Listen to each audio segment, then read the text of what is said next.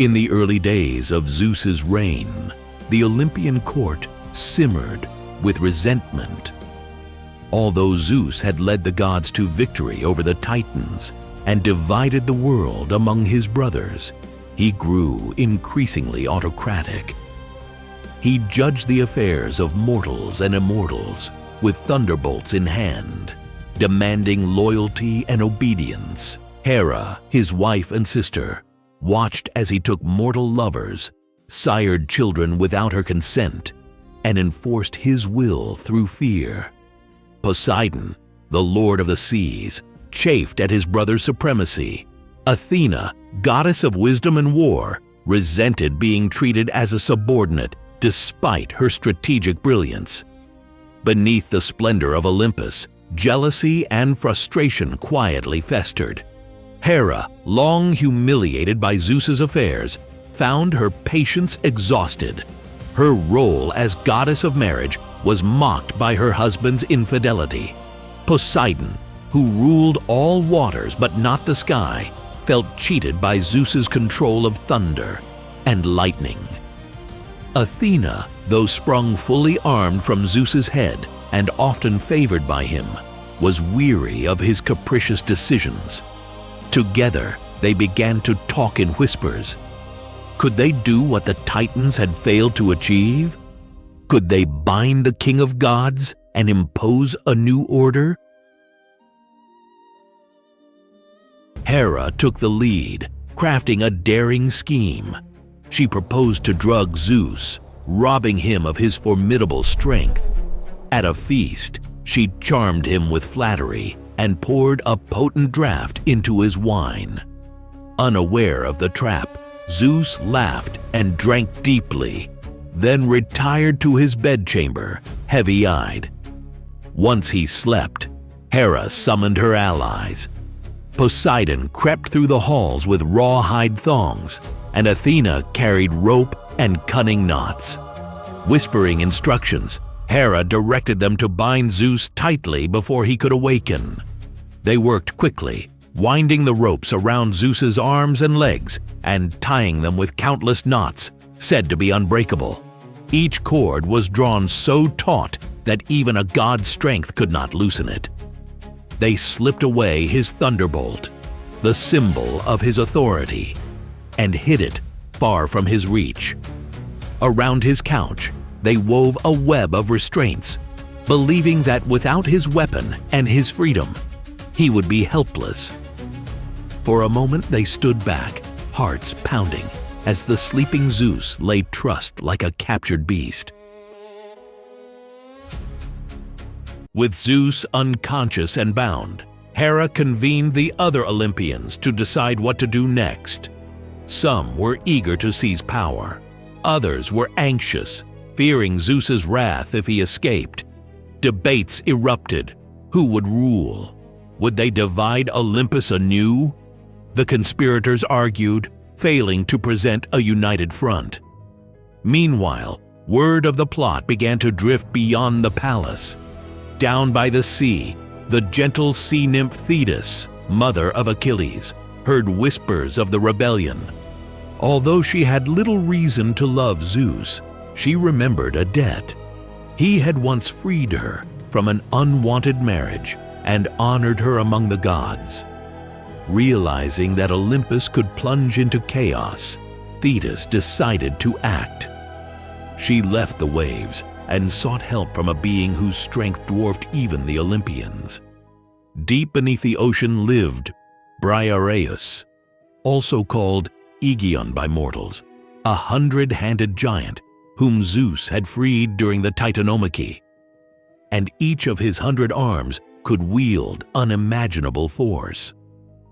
Thetis implored him to repay his debt to Zeus and prevent a civil war that might destroy the balance of the cosmos. Briareus rose from the sea and ascended to Olympus with astonishing speed. His arrival was so sudden that Hera and the others had no time to react. The great giant entered Zeus's chamber and surveyed the scene. The king of gods lay bound with countless knots, his thunderbolt missing, his face contorted in uneasy sleep. Briareus's 100 arms moved in a blur. With 50 hands, he picked at the knots, untwisting them faster than any god could track. With the other 50, he shielded Zeus from would-be attackers. The conspirators watched, paralyzed by fear.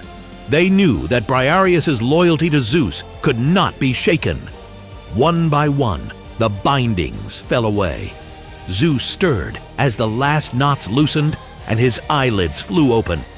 Realizing the danger he had been in, he reached instinctively for his thunderbolt. Briareus handed it back, and the familiar crackle of divine power filled the air. The conspirators quailed. The coup had collapsed in a heartbeat. Zeus sat up, eyes blazing, and surveyed his treacherous family with furious contempt. Zeus's fury knew no bounds. He raised his thunderbolt, and the conspirators threw themselves to the ground, begging for mercy. But Zeus would not be placated so easily. He seized Hera, the mastermind of the rebellion, and dragged her to the edge of Olympus. There, he produced golden chains, chains no less unbreakable than the bonds she had used against him. In a dramatic reversal, Zeus bound Hera's wrists and ankles, suspended her from the clouds, and attached anvils to her feet to ensure she could not break free. He left her hanging in the heavens where all could see, her cries echoing through the night. Hera's tears fell like rain upon the earth. Even the rebellious gods dared not intervene. They knew that one wrong move could invite Zeus's lightning. The sky rang with her sobs as she endured the torment. At dawn, exhausted and humiliated, Hera swore an oath. She promised Zeus that she would never again attempt to overthrow him. Only then did he lower her to the ground and unlock the chains. Poseidon and Athena, chastened, returned to their realms, forced to accept Zeus's supremacy. Though resentment lingered, none of them openly challenged him again. The failed rebellion left scars on the relationships between the Olympians. Hera remained Zeus's wife, but her bitterness did not vanish. It redirected itself toward the mortal women Zeus pursued and the children he fathered.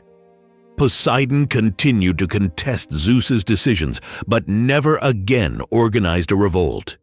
Athena, ever pragmatic, resumed her role as strategist and counselor, watching and learning from the experience. Thetis earned Zeus's goodwill, though his gratitude was fleeting.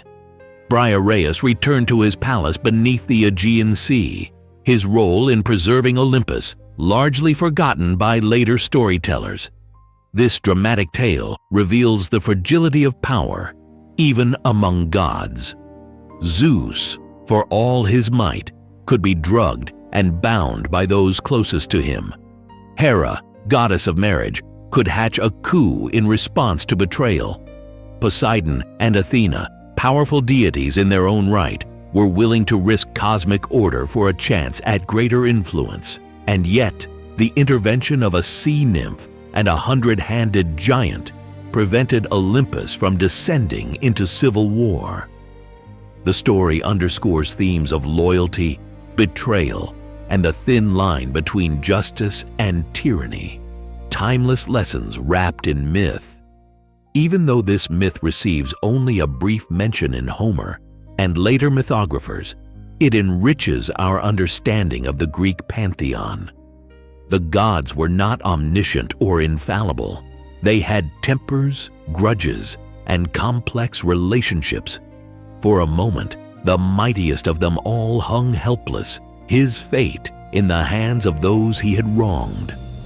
The narrow escape of Zeus serves as a cautionary tale about the dangers of overconfidence and the unpredictable consequences of betrayal.